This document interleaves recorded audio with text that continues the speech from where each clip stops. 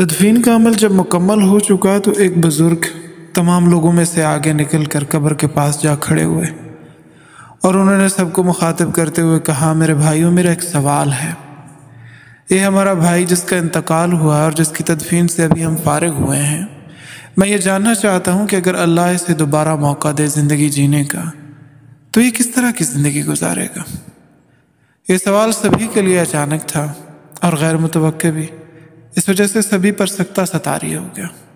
انہوں نے دوبارہ اپنا سوال دہرایا اور گویا ہوئے کہ میرے دوستو، میرے بھائیوں، میں یہ جاننا چاہتا ہوں کہ ہمارے اس بھائی کو جس کی ابھی ہم تدفین سے فارغ ہوئے ہیں،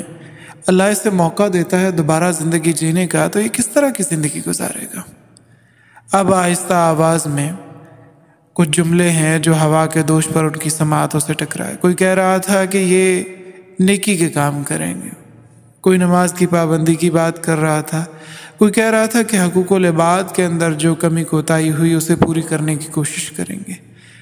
انہوں نے سب کو مخاطب کرتے ہوئے ایک دفعہ پھر یہ بات دہرائی کہ مجھے جو سمجھ آئی ہے آپ کی باتوں سے وہ یہ ہے کہ یہ اپنی گزشتہ زندگی سے یکسر مختلف زندگی گزاریں گے۔ کیا میں ٹھیک کہہ رہا ہوں؟ ان سب نے کہا، بالکل آپ درست کہہ رہے ہیں۔